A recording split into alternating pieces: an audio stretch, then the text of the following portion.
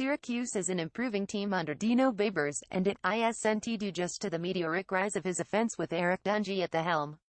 Brian Ward was brought in to complement the Orange fast-paced aerial attack implemented by Babers, and the results are better this year than they were in 2016 despite a talent drop. Long gone are the high-risk, high-reward, frenetic cover zero jailbreak blitzes featured by Scott Schaefer. Syracuse became a far more conservative defense since Ward's hiring, incorporating mostly cover two derivatives in both man and zone, and has actually improved from disastrous to middling here in 2017.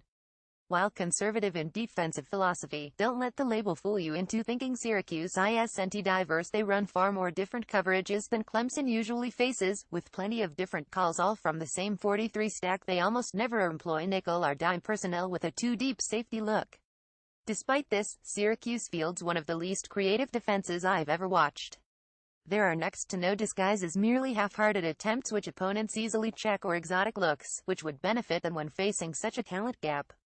They'll still run a handful of man blitzes, usually a man cover, one Sam Fire or Mike Bullitt, but I expect far fewer against Kelly, Bryant and Clemson this week than usual given Bryant's relative struggles against zone, their propensity to maintain a seven-man box, and desire to keep two safeties deep. I expect Syracuse will show mostly cover two Friday night unless Clemson is truly gashing them in the run as they should.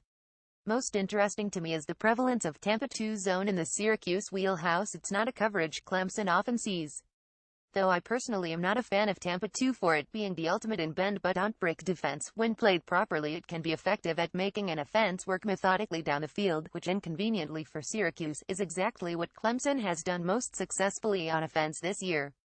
Tampa 2 is a derivative of cover 2, which is so named because the two safeties split responsibility for the deep halves of the field.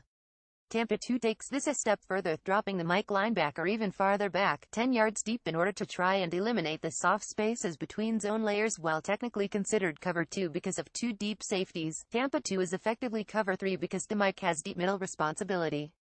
Because of this reliance on a freakishly smart and talented middle linebacker, Tampa 2 is extremely vulnerable against play action behind the Mike and between the safeties.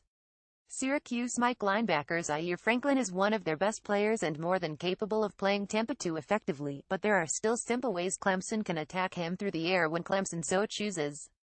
The linebackers seem the strength of the Syracuse defense, but Clemson should have plenty of opportunities against the safeties when play action victimizes the linebackers. When looking at deep shots, Clemson should align Milan Richard on the boundary side to run a seam, attacking the same side on which Deon Cain runs a go. This will lead to deep openings against cover 2 and cover 4, which defenses have often switched to when Bryant is humming respectively in cover 2. The free safety must choose between defending Cain on the go route, assuming he can even get outside in time, or Richard on the seam against cover 4. The safety can't double cover Cain outside because Richard will be in his zone.